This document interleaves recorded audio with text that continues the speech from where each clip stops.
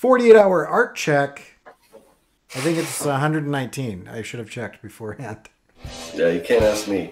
I don't know. I should have checked. I don't know why I didn't.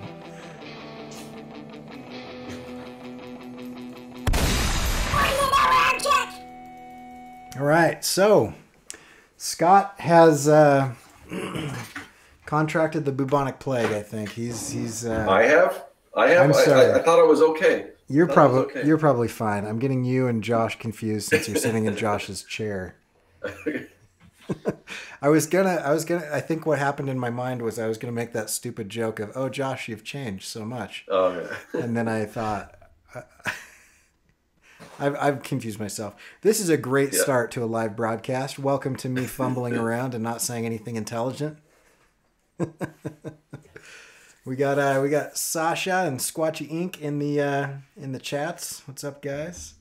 Yeah. So if anybody thinks of a topic, we might just fire on a couple random things. We've got some stuff in the bag, but if you guys have any questions or comments or trivia, I don't know, throw it out there in the chat. So Scott, let's art check, man. Yeah. So all right. What have you gotten done in the last 48 hours? Oh man, last 48 hours, a lot. I've been doing a lot of stuff. So getting ready to launch Kickstarter. So I did like as usual when I come on Mondays, I usually have uploaded my 100 Days Make Comics update video. So I did that. I also, and this was yesterday, all I was doing was working on videos yesterday. I did the Kickstarter video. That took forever, even though I was pretty much just matching more or less my format from the first Kickstarter, but just making changes and updated. And man, I looked at that other one. Oh man, it was so bad. It wasn't. First of all, I was probably like about 25 pounds heavier, and it was just like, I don't know, man. I was so boring. But anyway, so I changed all that around. Been working on freelance, trying to get a newsletter ready so I can send that out with the Kickstarter. Working just on all the stuff for the Kickstarter campaign, the graphics, the copy, all the promotional artwork and stuff to share on social media. So yeah, it's been a lot of that. Yeah, that's awesome. I'm excited for that Kickstarter. That'll be cool. So I finished inking all but one panel. I've left one panel. I left one panel kind of intentionally out, and I won't be sharing that one publicly. Not that it's going to be like a huge surprise, but yeah. And oh man, I put those out of order. Dang it. Anyway, these are all 4 pages out of order, but there's the page going by that that I finished recently, and actually that was like last night. And so that's pretty much what I've done, as well as just wade through the bureaucratic nightmare that is working and doing stuff. So but yeah, so no real. I was just gonna say it looks awesome. Oh, thanks. Yeah. So if you're almost wrapping up, I mean, well, I guess you're not technically like taking the challenge. So, because like if I wrapped up this early, I'd be like, okay, what am I going to do for the rest of 100 days? Yeah, I'm probably gonna experiment a little bit with some digital gray washes, and then I'm gonna do the lettering. So I've got the lettering to do. Yeah, that's pretty much it. But yeah, I'm not technically doing the challenge, even though I'm doing it every day. And if I were, I mean, this is like a 4-page chunk, in a world that I built that I think I could tell a bunch of these. So I might just knock out another few pages in kind of another vignette story in the same universe or whatever. You can make sort of your own anthology. Yeah, right. Is it still an anthology if you're the only one? I think so. Yeah, I think if their stories are different, I think you can be the same artist as long as.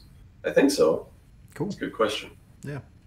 So how about challenges for you? Oh, challenges. Well, the big challenge is I was planning on launching this Kickstarter tomorrow, and I thought I had everything ready to go for the most part, or I mean, I knew I still had stuff to work on, but um, I didn't. I having launched a Kickstarter already, I thought that because you have to get everything approved through the bank and make sure your funds are will work and all that kind of stuff.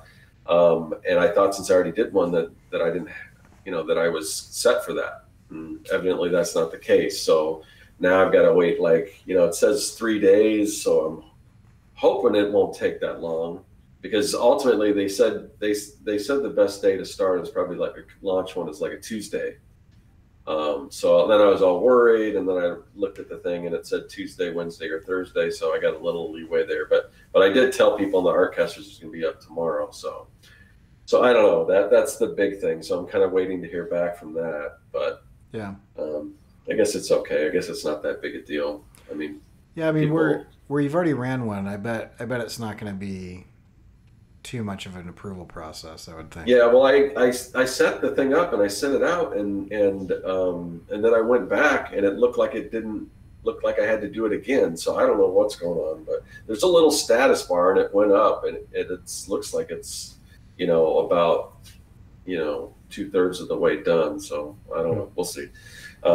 That and what else?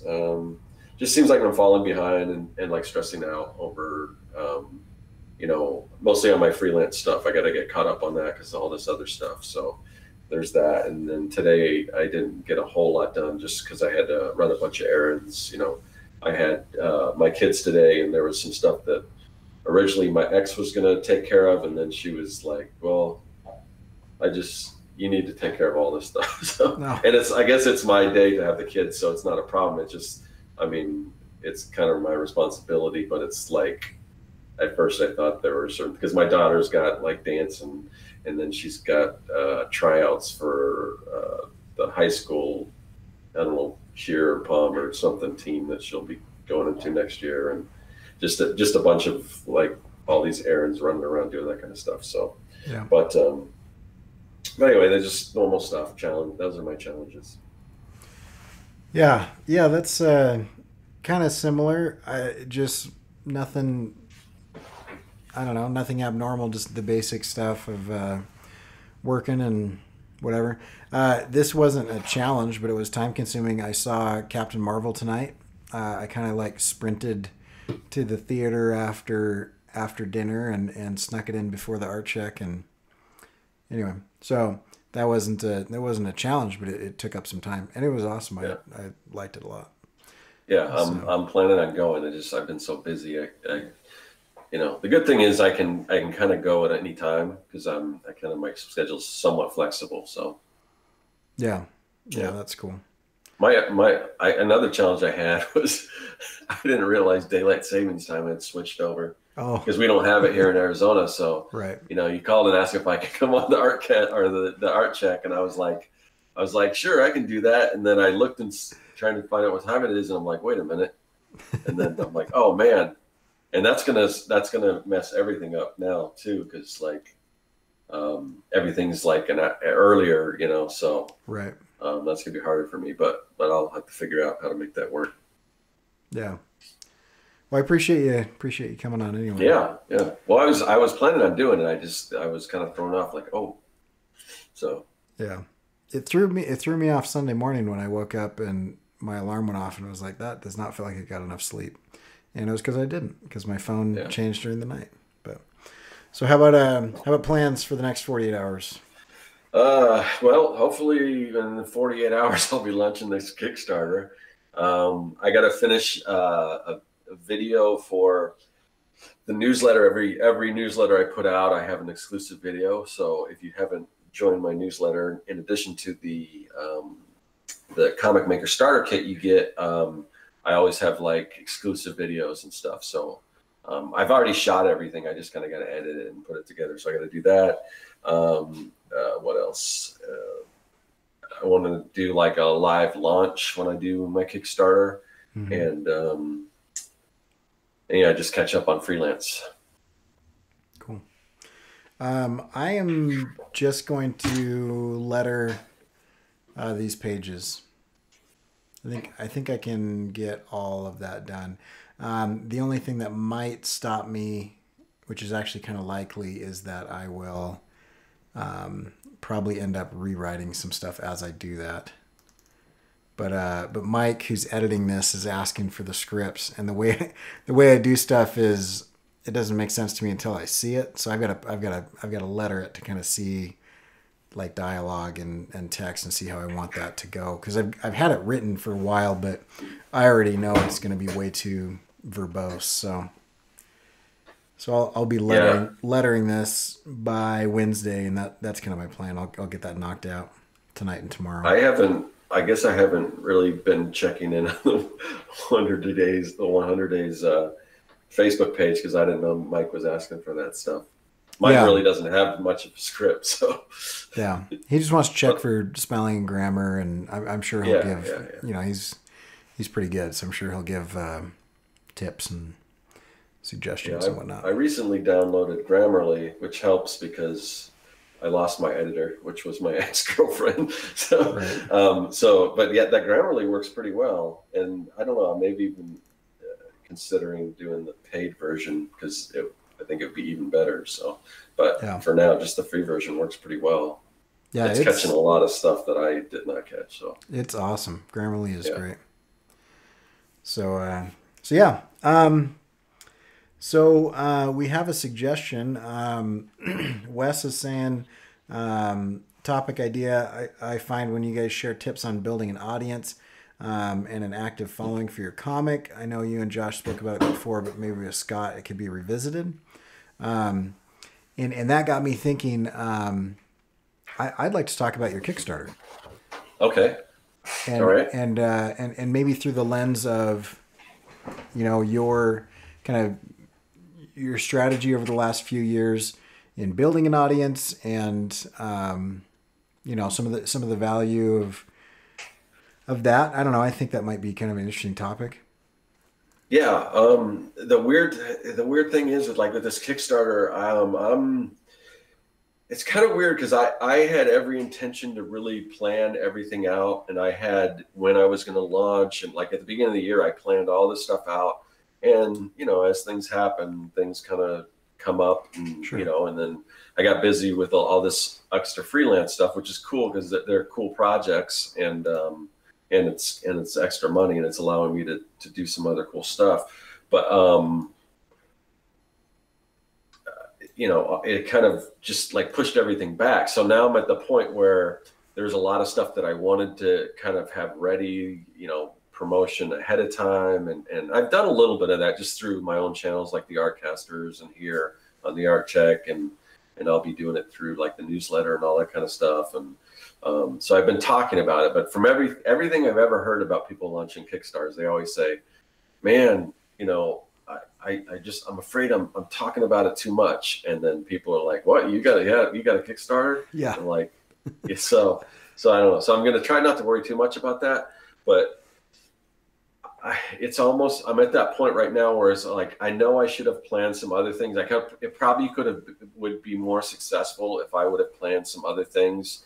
But now I'm at the point where it's just like, I think it's just better just to launch it. And, you know, cause it would be nice for this to like exceed my every expectations and things like that. And I have no idea how it's going to go, you know? But sometimes you just have to pull the trigger, you know, and if it's really, you know, if I had to, you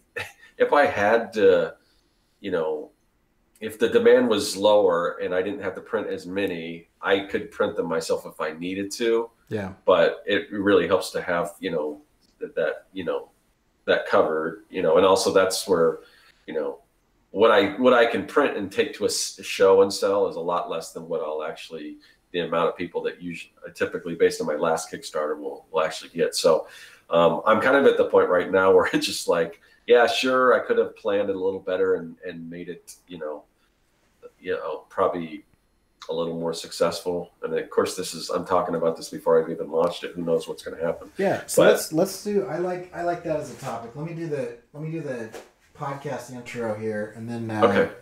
And then I'll kind of tee you off. All right.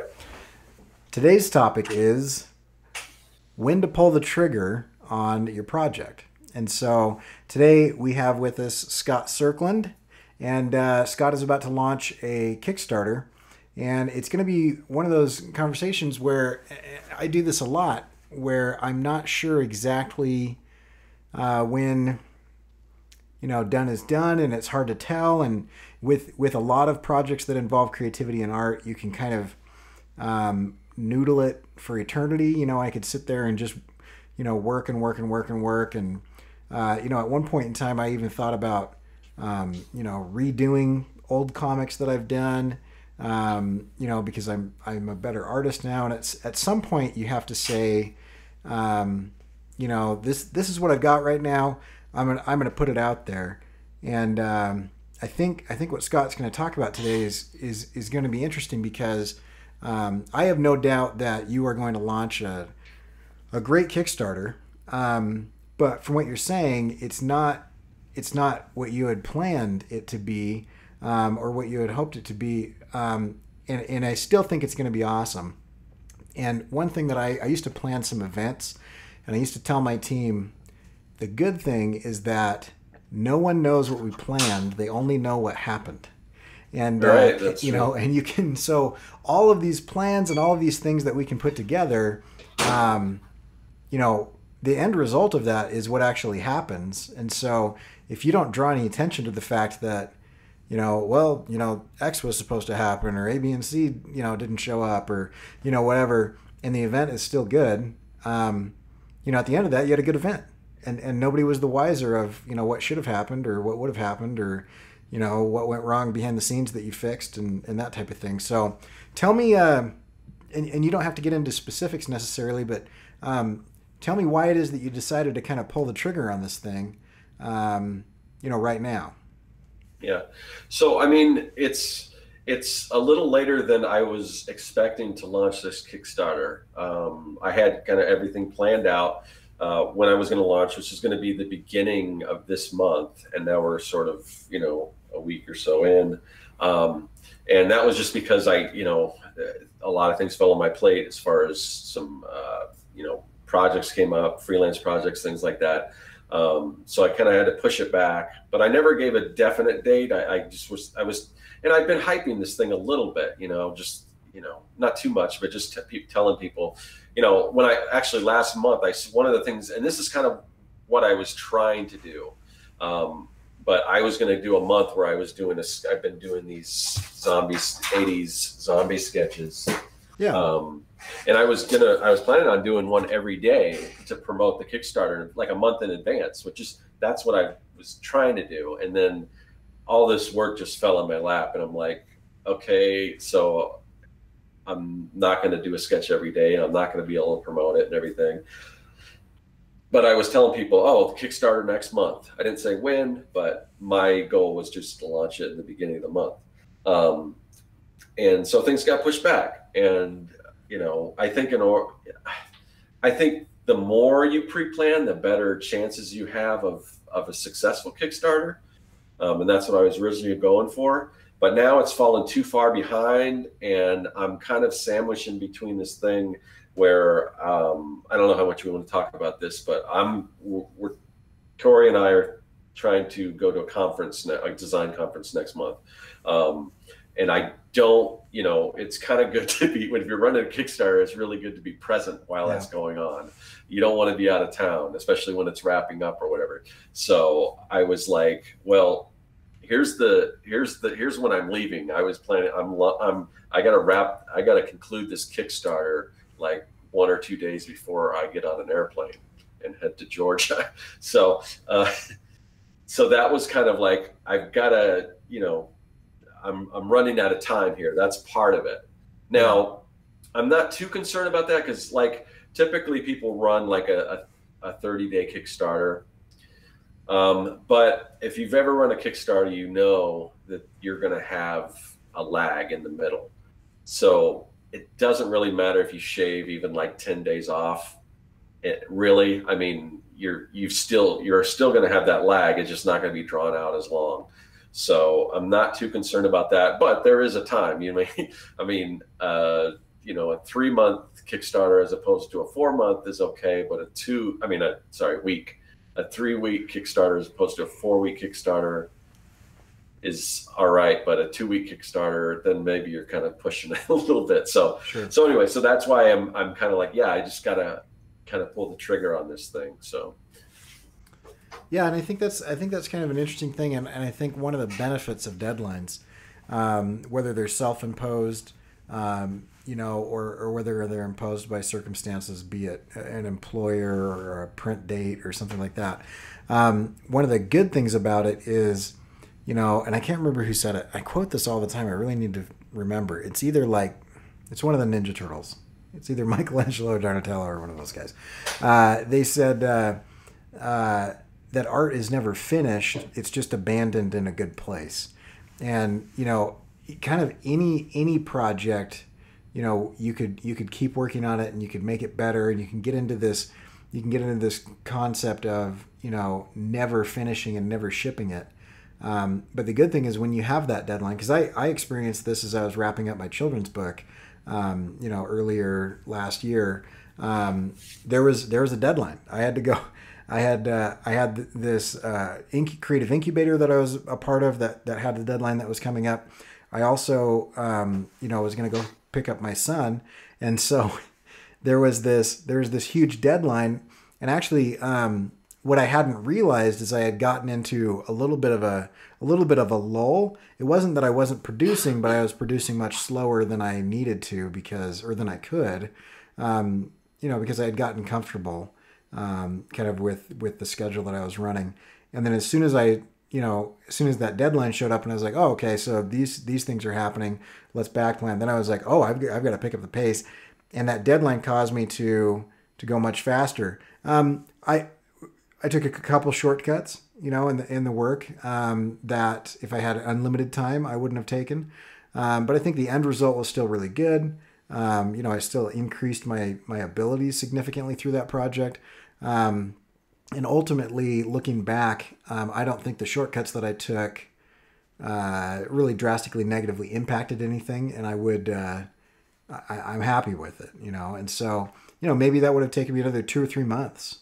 If it weren't for that deadline, I could have just taken my time and redrawn a few of those pages and maybe added another 10 pages, which is something that I added 8 pages in the process of that book. I started with 32 and ended up with 40. And so those deadlines really do cause you to kind of say, hey, no matter what, like you're saying, it's got to happen this month. And I've got this conference I'm going to, so I've got, some back planning. I've got to launch it before, so that it wraps up before I leave and that type of thing. And without that, who knows, if you hadn't stated publicly that something was going to happen in a specific time period, maybe you launch this in August, or maybe you launch it next year, or maybe you start the next issue of Young and the Dead and wait to finish that. It could be one of those eternal things that you never actually reach because you never actually stuck a stick in the ground and put a sign on it that said, this is what I'm doing. And that's one of those things that I find really valuable. I'm curious what you think. I know that you're a very driven person and you are self-directed. Do you think any of those scenarios would have happened? Do you think if you hadn't said that publicly of when it would happen, that you might have been able to rationalize doing it later in the year?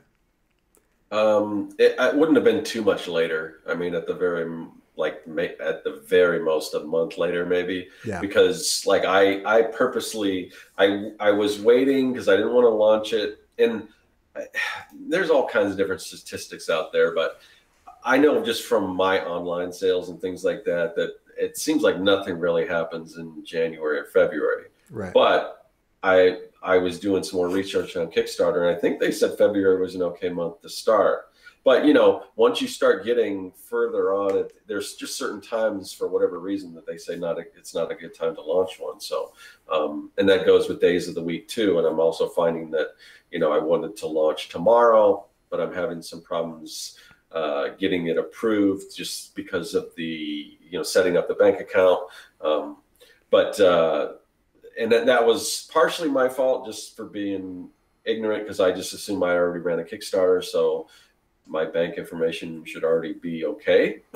But I guess that's not, maybe you have to do that each time. I don't know. Yeah. Or maybe it's been too long and, some time ran out or something. So that, now again, I got to wait for approval for that. But I wouldn't have waited too much longer than, like a month at the most, just because it's all timing. And it seems like I've already waited so long. I mean, hopefully, because I know a lot of people have been waiting for this to come out. Hopefully, that's my hope, is that that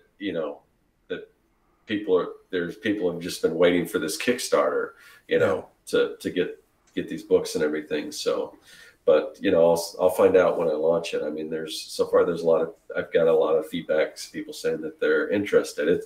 It's kind of a weird thing because, I know, the chat, the suggestion as far as growing audiences and stuff like that. But it seems like when I launched my first Kickstarter, I didn't have as big an audience, but it seemed like there were a lot of like core people, like from the 100s and everything, that supported me on that. And and they would probably buy one of the 3 books that were released then. Now I've got 4. So, maybe those people just buy the 1 book. So I'm like, well, maybe already my quote unquote super fans, the people that have been with me for a long time, maybe they've already got most of the issues or whatever. But then, then I started thinking, I've got so many new people that have kind of discovered me that are always in my chat and always, that I'm talking to in the comment sections and things like that, and just in general. So, and I started building mailing lists. It's still relatively new, but that's grown. So, so hopefully all this stuff will help, Yeah. Well, it can't hurt. That's for sure. No, definitely not. Yeah. And I mean, you're, to an outside observer, your channel's, blown up a little bit. I know it's been a steady, increase from what you were saying. It's Right. one of those, overnight successes that took 6 years. Yeah. But and success is a relative thing on YouTube. I just oh yeah.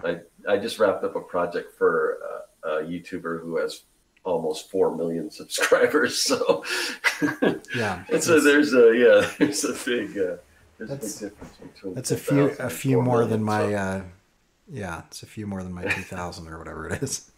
But yeah, that so I'm curious with that though. One of the questions that was asked in the chat is kind of like, how do you build an audience? Any suggestions along those lines? And I think we can kind of like go down a list, and then maybe get some specifics from you, after I go down this list. One thing is, it's a long tail game, right? You're in it for being consistent for a long period of time. Like, think years of consistently showing up, and doing your thing. And then the other thing that I think is super important, and something that I try to do, is authentically engage with people. And I went to a conference last year, and I don't want to say the conference because I actually enjoyed the conference, but I go to conferences, not a lot, but I go to several a year. And because authenticity seems to be this thing that gets, this word that gets bandied around, and it's almost lost its meaning. And it's one of the most ironic words to lose meaning to, because like by definition, it means that you are being true to yourself and real, and you are, your intentions that you are showing through your behavior match your intentions internally, however you want to define it. I went to this conference, and one of the workshops, I had to go to this workshop because it was so ironic that I wasn't sure, the name of it was so ironic that I wasn't sure if they were actually being ironic or if they just didn't know. And either way, I was super excited to just watch this train wreck. And it was a data scientist who had kind of gone through and analyzed, YouTubers and social media personalities and what you would call influencers who trend for being authentic, and she reverse engineered their behaviors and was teaching a formula of how to appear authentic online. Oh. And I was like, and everyone in the room seemed to be like eating it up. And I was like, am I just the only one in the room that understands the hilarity of what is going on right now, that you are teaching people how to fake authenticity? Or I does wish you nobody would have else stood get it? up in the Q&A and said that. Right. Yeah, I should have just asked and just said, I'm curious, wouldn't the formula for being authentic be yourself? Like, Yeah. and so anyway, but that's a real thing. Like, if you authentically enjoy something, then enjoy that thing and tell that person and connect with them. And, if you can get to a place where you want to help people and you want to make connections because of those connections, not because of what they can do for you. I hope that no one ever thinks that I am engaging with them, interacting with them because I'm trying to get something from them, because that is the last thing, that would happen. So there's constantly show up, consistently show up for a long period of time, think years, producing and showing what you do. And I would add to that, showing the process of what you do. And then engage with people that are also interested in the things that you're interested in. Engage with them in an authentic way. Don't engage with them in a strategic way. Strategically engaging with people sounds like a sales pitch. It sounds weird. It sounds like kind of the old way of selling, which is kind of that weird stuff. And then beyond that, you just consistently, try to improve your craft and what it is that you're doing. And I feel like if you have those three things, then everyone is given opportunities every once in a while. And if you are, doing what you're doing, showing it publicly, engaging with other people and being authentic, and enjoying the things that you enjoy and sharing that enjoyment with those that are making it and then also enjoying it. And then you are continuing to hone your craft. When those opportunities come, you'll be able to take hold of them. Whether that be growing an audience or getting a publishing deal or whatever. What would you add to kind of the basics? Because those are kind of always, the foundational answers. No, I mean, I think that's really, I think everything's really good. When you said, you had kind of mentioned consistency or that's sort of important too, because like I know with like, and I can see it with the stuff I do, because my YouTube channel is the one thing that I'm consistent on. I mean, every week. I've been doing this for over 6 years, and I don't think I've ever gone a week without putting up at least one video. I see people come and go. And the people, it's like, there's certain people I watch. You can watch because it's not every video that they upload. It's like, oh man, I'm sorry. It's been a long time since I posted. And at the time, if you're watching these in real time, it's like, yeah, it has been a long time. But if you're watching them after the fact, it's like every video is like, oh, I'm sorry. And then the next video is like, oh, I'm sorry. And so, yeah, just in that case, just don't apologize. Just go, just act like nothing ever happened. That is great advice, because I know I've done that. I haven't done it every video, but I know that I've been like, all right, so it's been 3 months since I've made a video or whatever. Yeah, I hadn't even thought of people that are like backlogging your stuff that find you later. Yeah, that's great. But that's YouTube. But like if you look at my Instagram, I mean, my Instagram it grows very slowly because of that. Because I'm not putting stuff out there, and I should. And it's like, it's weird because even though like we were just talking about in the actual art check portion, how I'm just overwhelmed with all this stuff, but in a lot of ways I've got more time. There shouldn't be any reason why I can't pick up my phone and do an Instagram story or something like that. But it's just not a habit of mine, and it's something I got to work on. But And so Instagram, Facebook, those are just, they don't grow like my YouTube, you know. So, and that's because I'm not consistent with it. So, and it's a Yeah. juggling act, you know. And I also think you mentioned juggling, and that was an episode of this podcast where we talked about dropping balls and plates. And Hmm. at a certain point, you can't, without a team, you can't hit everything. And Right. so and if you try to hit everything, it's at the detriment of everything. And so I'm much better on. I mean, other than this live show, I'm much better on Instagram than I am on YouTube. Okay. And I feel like, but I still get slow growth. I think Instagram is super hard. You know, my biggest problem with Instagram is there's kind of different schools of thought, you know. I and I'm kind of trying to like, I've heard a lot of advice like, oh, make sure your feed looks clean and make sure. So what I try to do with Instagram is I try to do projects. So like if I'm doing Inktober, so you'll see 31 drawings in ink. And then that looks pretty cool because when you look at them all together, like, oh, this is a series. Right. And then I'll go to something else. Like then I go to like what I was doing with the zombies, and then you'll see a bunch of those. So I try to not do the same thing, but I try to make like series. But maybe I should just be post. I mean, I haven't posted a single snapshot of what I've been working on with my comic book. I mean, with the 100 Days project, with the anthology, and that's because like I'm trying to kind of. I guess my idea was right now I should be promoting the Kickstarter, but maybe I should just get rid of all that thinking and just like post whatever I'm doing, and see how that goes. Because I think it's probably in the end, it's probably better to post every day and put stuff out there than worry about having a feed that kind of looks nice or has some kind of a story to it. I don't know. Yeah, I don't know. Because it is hard to tell, and I think one of the things that makes it difficult to tell what you should do is that for one person, having a super clean feed that's organized is really attractive, and for another person, it might seem contrived, or they want to see more behind the scenes and more, work in progress stuff.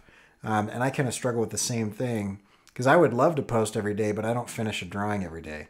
And so sometimes, and I don't even know if this is hurting me or whatever.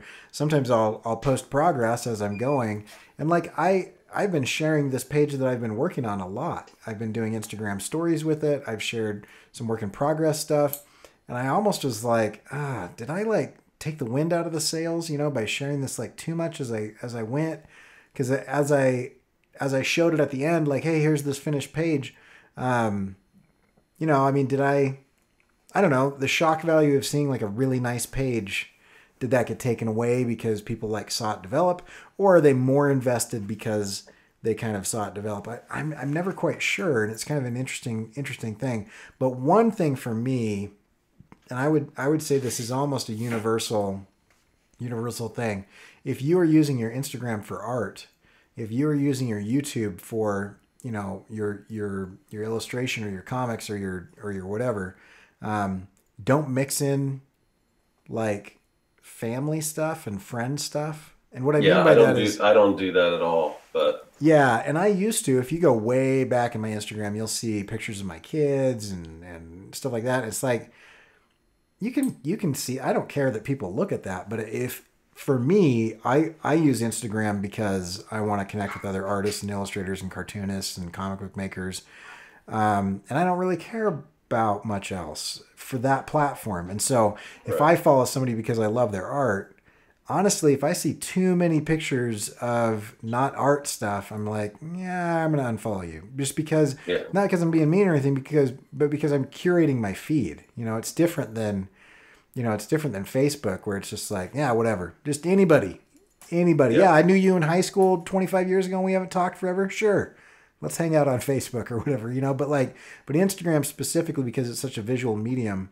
So I'd say one thing is be very intentional about what it is that you're sharing, and I don't mean that you should be very strategic and weird and like plan and like to the nth degree, so that it's if it fits. What I'm saying is you should have rules where it's like, if this has to, for me, if it has to do with art, illustration, creativity, or animation, I'll share it, right? And if it doesn't, then there are other channels and other places for that.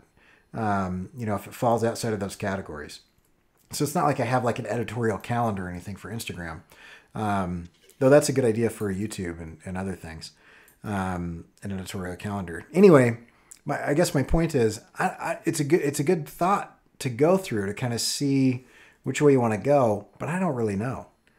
Yeah. And I think it might be as different as each person is different.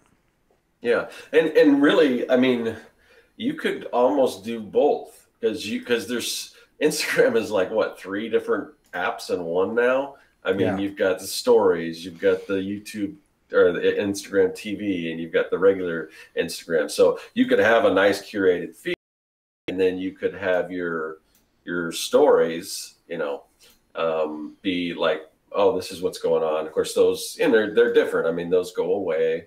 But then you've got, I don't know. I just right now, it's I can't really concentrate on that stuff. Yeah. So I don't know if you were trying to show that there.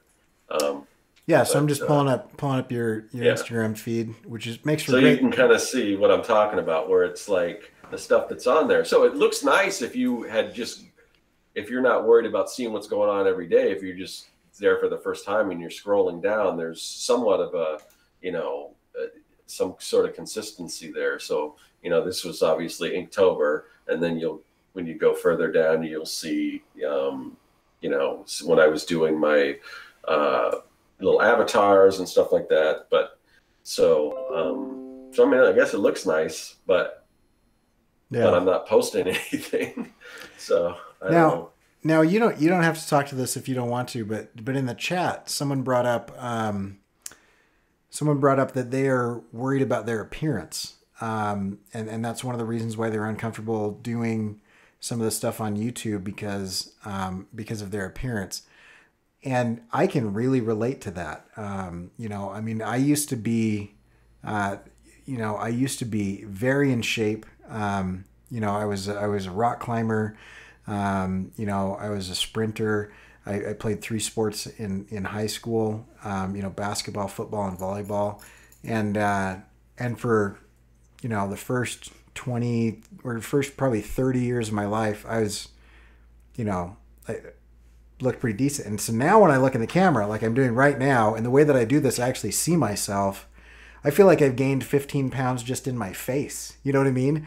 And so I can completely relate to being self-conscious about the way that you look. And that's something that I don't hear a lot of people talk about in certain spheres. But I'd like to think, at least, don't tell me if this isn't the case. If this is not the case, I don't want to know, because this is the story that I tell myself. Is that, obviously people are not here, because I'm some sort of model, or whatever. And they're here because of the things that I'm talking about and the art that I'm producing.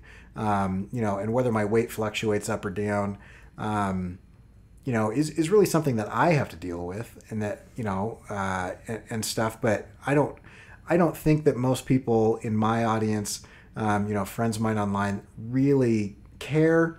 Maybe they don't even notice. But I'm a good 35 pounds heavier than I should be.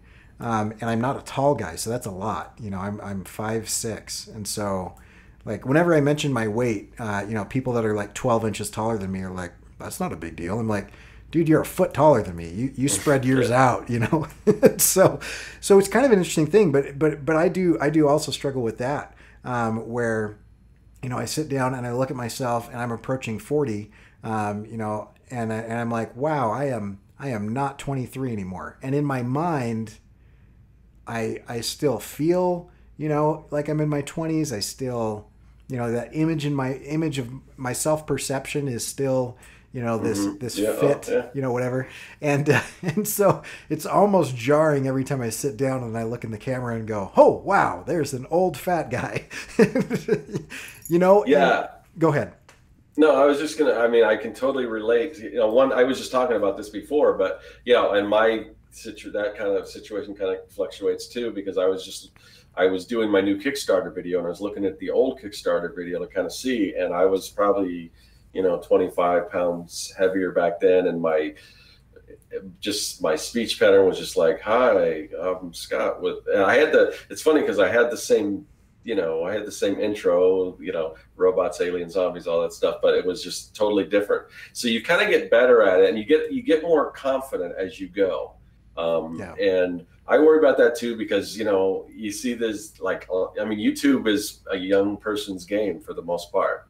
You see, I mean, the big YouTubers, they're super young, and sometimes I'm like, man, this middle-aged guy doing this thing, who wants to see that, Right. But, and maybe my channel won't grow as fast as if I was in my 20s, but, you kind of, play with the hands you're dealt, or make the best of whatever. And then in some cases I see people that I follow that aren't in the best shape, or just whatever. I don't know what actually the concern is, but and they're doing quite well on YouTube. I mean, right. It's just, you can always find examples of, like, really attractive young people on YouTube, but you can also find people that are just average Joes or right. Janes or whatever. So I wouldn't concern yourself too much with that. And if it is really concerned, it's not your only option. I mean, I've seen plenty of art channels where it's just that people talking and showing their art, and they've got huge audiences. So if it's that big of a deal for you, you can just be, the person who draws and talks. And if you're not that great at talking, I mean, you kind of have to play to your strength. But I would say, play to your strength in the beginning, but gradually try to work your way out of that comfort zone, because you will get better. And you're gonna find, just like if I would have, because if you go back and watch my early videos, I mean, they're just, they're not good. But they weren't bad for back then. I was doing it, Yeah, and I think that's true of everyone in any platform and anything. I mean, by definition, when you're starting out, you're gonna be bad at it compared to, 3, 4, 5 years later. You're gonna look back and go, wow, I mean, and I feel the same way. I want to mention a few things. I did want to mention one thing that I mentioned quite a bit. Just because it piggybacks on what you were just saying. And I have said this quite a bit, so you may have heard me say this before. But those awkward times, that's the best time, because when you're just starting out your channel, you're not going to have that many eyes on you to begin with anyway. So that's not the time to make mistakes. Right. As you grow, you get better, and then your audience grows. Like if I could have just started off with the audience I have now, think of how intimidating that would be. That many people watching me and me trying to fumble through all this stuff. So that's why it's so great when you're first starting off and you don't have a huge audience, because you have that ability to make mistakes with not a whole lot of, not worry too much about so many people watching you. Yeah. So. I just want to go to the chat real quick. Sasha Fitzgerald says, I feel you, but just so you know, you guys look great. Thank you. Whether you're telling the truth or not, I appreciate that. And Victor Rodriguez says that I look taller on YouTube. So that's great. I think everyone looks taller on TV. Right, yeah. But they say us middle-aged guys, can be YouTubers too. We're a niche market. But here's the thing. This as you were talking, I was thinking about this, right? It's just like the reason that I follow people on Instagram or that I follow people on Twitter. If I were to gain followers because I had a six-pack and I was constantly, vlogging shirtless or whatever, they have no interest in my art. Right. That's not the reason I'm here. I'm not here to gain followers who are interested in my looks. And conversely, that's not the reason they're watching. Right. They're watching for your advice and what they can learn. They probably could care less what you look like. Yeah, exactly. And so that's kind of my point is no matter what is going on, the content that we bring to the table is the reason that people are going to follow us. And frankly, I'm not terribly interested in the vapid, kind of emptiness of judging people based on their looks. And so if somebody is into that, I don't need you as a connection. I'm not that interested. So I like that. I like that kind of path because it's an interesting thing along those lines. But I'll say this as well. I do think you should put your best foot forward. And so when you are making stuff for, when you're tweeting, try as best you can to spell things well and to write coherently. When you're making Instagram posts, maybe go the extra mile and don't just photograph your screen, with your phone. Maybe set up a nice shot. Take a minute or two to kind of set up a nice shot. When you're going to go live on YouTube or you're making a YouTube video, consider spending an extra 5-10 minutes kind of getting your lighting right, and it's not like it's not like it's going to change me into Brad Pitt or anything, but like you can see my face, and speaking of, and my lighting's horrible right now, so I cannot get good lighting up here.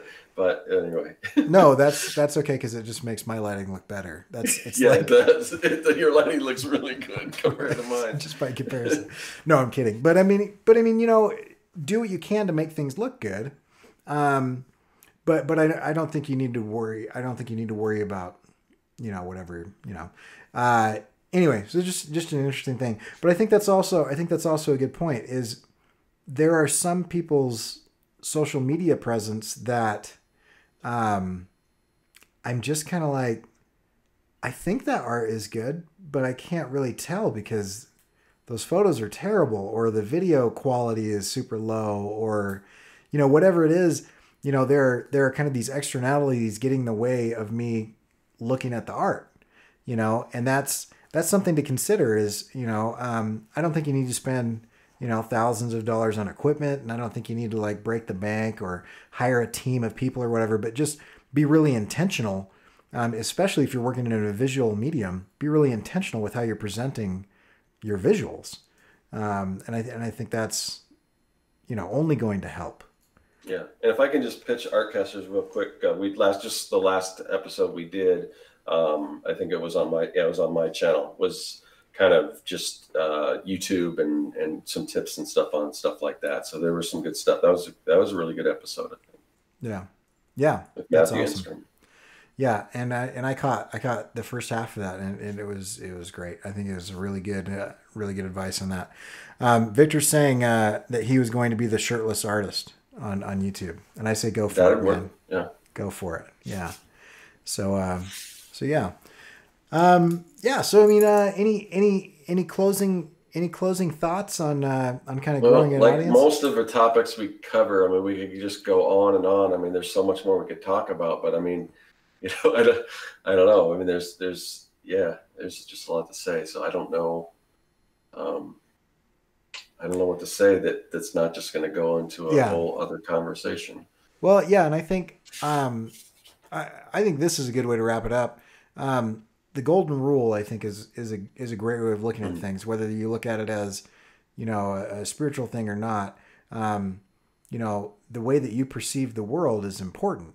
And something that I've always found super interesting is the same person who will get super annoyed at getting interrupted, during a meal with some sort of robocall or something, might go to work the next day and work at a robocall place, and they're not making the connection. And I used to get this because I was in the marketing world before I was teaching. People that hated spam emails would try to push me to do spam emails, and they'd call it different words or whatever. They would say, let's do an email blast. I hate the term email blast because it's like nobody wants to be blasted with anything. And so if you're describing an action that you're taking with your consumers or potential customers as a blast, that's probably not the right thing to do.